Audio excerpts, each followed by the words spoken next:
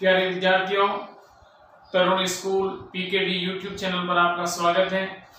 आज अपन पढ़ेंगे क्लास 10 विषय सामाजिक विज्ञान, जिसमें अपना अध्याय नंबर 7 चल रहा था। पिछले वीडियो में अपन ने पढ़ा था विधान सभा और विधान परिषद के गठन की प्रक्रिया, और आज अपन पढ़ेंगे विधान परिषद के अधिकार, शक्ति और कार्य। विधानसभा और विधान परिषद राज्य विधानमंडल के दो सदन हैं, जिनके बारे में, इनके गठन की प्रक्रिया के बारे में, निर्वाचन पद्धति, इनका कार्यकाल, इनके पदाधिकारी, इनके बारे में पिछले वीडियो में पढ़ा था। आज हम पढ़ेंगे विधान परिषद के अधिकार और शक्तियां, यानी विधान परिषद के पास में कौन कौन से अधिकार है और कौन कौन सी शक्तियां हैं, विधान परिषद क्या कार्य करती है। पहले भारत के 7 राज्यों में द्विसदनात्मक व्यवस्थापिका थी। जम्मू कश्मीर को केंद्र शासित प्रदेश बनाने के बाद में अब 6 राज्यों के अंदर ये विधान परिषद यानी द्विसदनात्मक व्यवस्थापिका वाले राज्य रहे हैं, जिसमें तेलंगाना, बिहार, कर्नाटक, महाराष्ट्र और आंध्र प्रदेश, ये 6 राज्य जिसके अंदर द्विसदनात्मक व्यवस्थापिका है। पहले एक जम्मू कश्मीर और था। इन 7 राज्यों में पहले थी, 6 राज्यों के अंदर ये विधान परिषद यानी राज्य विधानमंडल का दूसरा सदन विधान परिषद है। तो अब देखो इनके क्या क्या कार्य हैं, इनकी क्या क्या शक्तियां, इनके बारे में आज अपन पढ़ेंगे। सबसे पहला कार्य है कानून निर्माण संबंधी कार्य, यानी कानून बनाने का काम करती है। विधि निर्माण का कार्य विधान परिषद करती है। विधानसभा अब विधि निर्माण में, यानी जो विषय है राज्य सूची में सम्मिलित विषय, धन विधेयक को छोड़ करके साधारण विधेयक जो होते हैं, उनको राज्य व्यवस्थापिका के किसी भी सदन में पहले विधेयक लाया जा सकता है। धन विधेयक एक ऐसा विधेयक है जो केंद्र में लोकसभा में और राज्य की विधानसभा में पहले पेश किया जाता है, और बाकी सामान्य जो विधेयक होते हैं उनको केंद्र में और राज्य में, इनके जो दोनों सदन होते हैं, उन दोनों सदनों में से किसी भी सदन में पहले पेश किया जा सकता है। तो अब साधारण विधेयक राज्य व्यवस्थापिका के किसी भी सदन में है, वो पहले पेश किया जा सकता है। धन विधेयक विधानसभा में पेश किया जाता है। तो धन विधेयक को छोड़ करके देखो विधान परिषद के पहले कार्य में कानून निर्माण संबंधी कार्य, इसमें देखो धन विधेयक को छोड़ करके अन्य विधेयक। अब जैसे ये शब्द आ रहा है विधेयक किसे कहते हैं? कानून बनाने का जो प्रस्तावित प्रारूप होता है, कानून बनाने की रूपरेखा का जो प्रस्तावित प्रारूप होता है, वो विधेयक कहलाता है। ये सब जैसे विधेयक, विधायिका, विधायक ऐसे शब्द आते हैं ना। विधेयक कानून बनाने का प्रस्तावित प्रारूप विधेयक कहलाता है। विधायिका कानून बनाने वाली संस्था विधायिका कहलाती है, और विधायक विधानसभा के निर्वाचित सदस्य विधायक कहलाते हैं, जो विधि निर्माण की प्रक्रिया में भाग लेते हैं। तो ये विधेयक शब्द आपको समझ में आ गया होगा, ऐसा मैं उम्मीद करता हूं। तो देखो धन विधेयक को छोड़ करके अन्य विधेयक राज्य विधानमंडल के किसी भी सदन में पेश किया जा सकता है या प्रस्तावित किया जा सकता है। तो धन विधेयक एक ऐसा विधेयक है, वो कौन से सदन में पेश किया जाएगा? राज्य में। राज्य की व्यवस्थापिका की बात करें तो विधानसभा में, और केंद्र की व्यवस्थापिका की बात करें तो लोकसभा में। तथा ये विधेयक दोनों सदनों से, अब दोनों सदन राज्य की व्यवस्थापिका में 2 सदन विधानसभा और विधान परिषद है, तो दोनों सदनों द्वारा स्वीकृत होने चाहिए। यानी कानून बनाने के लिए जो विधेयक आता है द्विसदनात्मक व्यवस्थापिका वाले राज्यों में, दोनों सदनों से वो विधेयक पारित होने के बाद में राज्यपाल की स्वीकृति मिलेगा, तब जाकर के वो अधिनियम बनेगा। तो दोनों सदनों से स्वीकृत होने चाहिए। लेकिन इसके साथ साथ संविधान में एक अनुच्छेद 197 के तहत देखो विधानसभा को विधान परिषद पर तवज्जो दी गई है, मतलब ज्यादा अधिकार शक्तियां दी गई है। कैसी, किस परिस्थिति में विधानसभा विधान परिषद पर विधि निर्माण की प्रक्रिया में भारी पड़ती है? तो अपन देखो संविधान के अनुच्छेद 197 में कहा गया है कि यदि कोई विधेयक विधानसभा से पारित होने के पश्चात, यानी विधेयक है वो विधानसभा में पेश किया गया, विधानसभा से उस विधेयक को स्वीकृति मिल गई है, तो उसके बाद में वो कहां जाएगा? अगले सदन में जाएगा, यानी विधान परिषद में जाएगा। होने के पश्चात विधान परिषद द्वारा अस्वीकृत कर दिया जाता है, यानी उस विधेयक में विधान परिषद संशोधन करने के लिए कहती है या उस विधेयक को अस्वीकृत कर देती है, यानी पारित नहीं करती है, कर दिया जाता है, या विधान परिषद विधेयक में ऐसे संशोधन करती है जो विधानसभा को स्वीकार नहीं है, या तो अस्वीकार कर देती है या संशोधन करती है, जो संशोधन किया है वो संशोधन विधानसभा को स्वीकार नहीं है, यानी विधानसभा उस संशोधन में सहमत नहीं है। ऐसी स्थिति में क्या होगा, देखो स्वीकार नहीं है या विधान परिषद के समक्ष विधेयक रखे जाने की तिथि से 3 माह, अब देखो विधानसभा उसको स्वीकार नहीं करती है या विधेयक रखे जाने का समय कितना बीत गया है,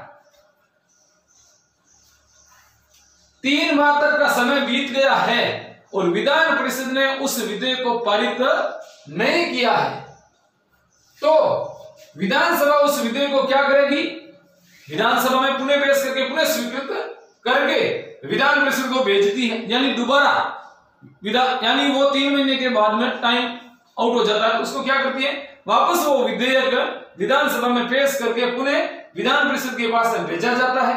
यदि विधान परिषद विधेयक को पुनः अस्वीकृत कर देती है या संशोधन करती है जो संशोधन विधानसभा को स्वीकार नहीं है, विधानसभा उस संशोधन से सहमत नहीं है, तो ऐसी स्थिति में 1 माह बाद तक विधेयक को या तो स्वीकार नहीं है या वो क्या करती, संशोधन की नहीं करती, स्वीकार भी नहीं करती, 1 महीने का समय बीत गया है, 1 महीने से ज्यादा तक का समय बीत गया और वो उस विधेयक को विधान परिषद ने अगर पारित नहीं किया है, तो ऐसी स्थिति में क्या होगा, देखो विधान परिषद विधेयक में पुनः संशोधन करती है जो विधानसभा को स्वीकार्य नहीं है, तो ऐसी स्थिति में विधेयक विधान परिषद के पारित किए बिना ही दोनों सदनों से पारित माना जाएगा।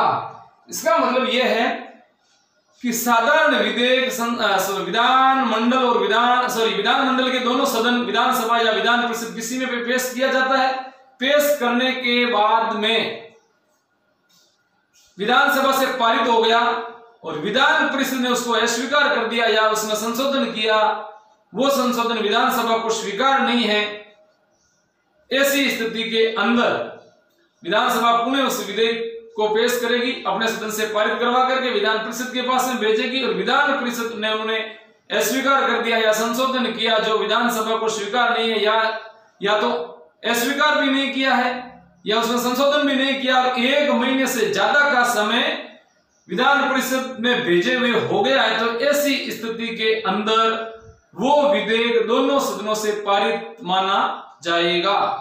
ये अनुच्छेद 197 कहता है। अब इसके अनुसार देखा जाए तो विधि निर्माण की प्रक्रिया में विधानसभा विधान परिषद पर भारी पड़ती है, क्योंकि जैसे विधि निर्माण में प्रमुख जो कार्य है, प्रमुख जो शक्ति है वो विधानसभा के पास में होती है। अब देखो तो ऐसी स्थिति में वो विधेयक पारित समझा जाएगा। ये जो मैंने बातें बताई वो की वो बात यहाँ लिखी हुई है समझने के लिए कि भाई किस स्थिति में, या ऐसा भी छोटा जैसे 2 नंबर का प्रश्न आ सकता है कि विधि निर्माण की प्रक्रिया में विधान परिषद और विधानसभा में किसके पास में ज्यादा अधिकार शक्तियां हैं, या किन परिस्थितियों के अंदर विधान परिषद ने किसी विधेयक को अस्वीकार कर दिया है तो विधानसभा कौन सी प्रक्रिया अपनाएगी, दूसरी प्रक्रिया क्या, तो दूसरी वो पुनः विधेयक ला करके पारित करके भेजती है और अधिकतम 3 महीने पहले वाले और 1 महीने वो, यानी 4 महीने विधान परिषद किसी भी साधारण विधेयक को ज्यादा से ज्यादा 4 महीने तक अपने पास में रख सकती है, उससे ज्यादा रखने का अधिकार नहीं है। अगर 4 महीने तक रख दिया पहला विधेयक 3 महीने, फिर अगला नया जो आया वो 1 महीने, 4 महीने के बाद में अगर पारित नहीं करती तो उस विधेयक को राज्य व्यवस्थापिका के दोनों सदनों द्वारा पारित समझा जाएगा। इस प्रकार विधान परिषद कोई भी साधारण विधेयक को केवल 4 माह तक अपने पास रोक सकती है। विधान परिषद को किसी भी विधेयक को समाप्त करने का अधिकार नहीं है। तो ये तो हो गया अपना विधान परिषद का पहला कार्य है कानून निर्माण संबंधी कार्य। कानून बनाने की ये प्रक्रिया होती है। जो विधेयक आते हैं उनको अलग अलग चरणों से 3 चरणों से गुजरना पड़ता है और गुजरने के बाद इस प्रक्रिया के तहत अगर स्वीकृति मिल जाए तो ठीक है, नहीं मिलती है तो ये जो नियम है अनुच्छेद 197 के तहत इस आधार पर विधानसभा के पास में विधि निर्माण की प्रक्रिया में ज्यादा अधिकार और शक्तियां विधान परिषद से दी गई है। अब अपना विधान परिषद का दूसरा कार्य है कार्यपालिका संबंधी कार्य। कार्यपालिका संबंधी कार्य में देखो, विधान परिषद के सदस्य मंत्री परिषद के सदस्य हो सकते हैं, यानी मंत्री परिषद में जो मंत्री होते हैं वो विधानसभा या विधान परिषद के ही सदस्य होते हैं। तो विधान परिषद के जो सदस्य है वो मंत्री परिषद के सदस्य हो सकते हैं। मंत्री परिषद के सदस्य होने के नाते विधान परिषद विधानसभा सदन में या किसी मंत्री परिषद के किसी मंत्री से प्रश्न पूछ सकते हैं, किसी प्रस्ताव पर चर्चा कर सकते हैं, किसी विषय पर या किसी विचार पर वाद विवाद कर सकते हैं। अनेक प्रकार के प्रश्नों से मंत्री परिषद पर नियंत्रण रखा जा सकता है। इसके आधार पर मंत्री परिषद को क्या करते हैं, नियंत्रित करते हैं। यानी मंत्री परिषद के सदस्य विधान परिषद के सदस्य हो सकते हैं। तो वो क्या करते हैं, मंत्री परिषद क्या होती है कि शासन व्यवस्था की सर्वोच्च इकाई होती है। शासन का संचालन मंत्री परिषद के द्वारा किया जाता है। तो एक हिसाब से देखा जाए तो इस शासन व्यवस्था की सर्वोच्च इकाई पर नियंत्रण रखने में भी विधान परिषद का बहुत बड़ा योगदान है। क्यों कि इनके सदस्य भी मंत्री परिषद के सदस्य हो सकते हैं। अब मंत्री परिषद क्या है, मंत्रियों का समूह, यानी जिसके अंदर कैबिनेट मंत्री, राज्य मंत्री और उप मंत्री, ये मंत्री परिषद कहलाती है, जो शासन का संचालन करती है। और विशेष रूप से कैबिनेट स्तर के जो मंत्री होते हैं, जिनके पास प्रमुख मंत्रालय होते हैं, वो मंत्री मंडल कहलाती है। और मंत्री परिषद में सभी मंत्री होते हैं। तो इस प्रकार वो क्या करते हैं, मंत्री परिषद पर नियंत्रण रखने का भी कार्य करती है। किंतु विधान परिषद मंत्री परिषद को पदच्युत करने का अधिकार नहीं है। अब नियंत्रण रख सकती है, लेकिन मंत्री परिषद के किसी भी मंत्री को हटाने का जो प्रस्ताव है वो विधान परिषद पहले नहीं लाती है। किसमें आता है, विधानसभा में। और उस प्रस्ताव को अविश्वास प्रस्ताव है किसी मंत्री के विरुद्ध लाया है तो उसको पारित कहां से करवाना पड़ेगा, विधानसभा से पारित करवाना पड़ेगा। तो मंत्री परिषद के किसी भी मंत्री को जो हटाने का अधिकार है वो विधान परिषद को नहीं है। पदच्युत करने का मतलब पद से हटाना, करने का अधिकार विधान परिषद को नहीं है। यह कार्य विधानसभा ही करती है। विधानसभा में बहुमत दल का नेता मुख्यमंत्री बनता है और मुख्यमंत्री का पहला कार्य है अपनी मंत्री परिषद का निर्माण करना। और मंत्री परिषद के अंदर जो मंत्री होते हैं वो दोनों सदनों के सदस्य हो सकते हैं, विधानसभा के भी हो सकते हैं, विधान परिषद के भी हो सकते हैं। लेकिन इन मंत्रियों को विश्वास मत जो हासिल होता है वो विधानसभा में होता है। इन मंत्रियों को हटाने की प्रक्रिया का जो प्रस्ताव है वो विधानसभा के ही द्वारा विधानसभा में पेश किया जाता है, उनसे ही पारित करवाना होता है। सदस्य जरूर हो सकते हैं, मंत्री परिषद में विधान परिषद के सदस्य हो सकते हैं।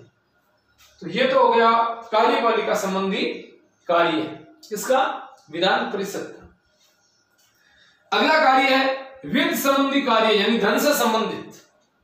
कोई टैक्स लगाना हो, किसी कर हो, धन विधेयक वगैरह ना, वो वित्त संबंधी कार्य में देखो संविधान में स्पष्ट रूप से उल्लेख किया गया है कि धन विधेयक जो 198 के तहत धन विधेयक केवल विधानसभा में ही पेश किया जा सकता है। अब जैसे एक छोटे नंबर का प्रश्न पूछा जा सकता है कि राज्य व्यवस्थापिका में धन विधेयक किस सदन में पेश किया जाता है, तो विधानसभा में पेश किया जाता है, विधान परिषद में पेश नहीं किया जाता। विधान परिषद राज्यपाल की पूर्व स्वीकृति से विधानसभा में ही धन विधेयक पेश किया जाता है, विधान परिषद में नहीं। विधान परिषद धन विधेयक को अधिकतम 14 दिन तक अपने पास में रोक सकती है, इससे ज्यादा इनको रोकने का भी अधिकार नहीं है।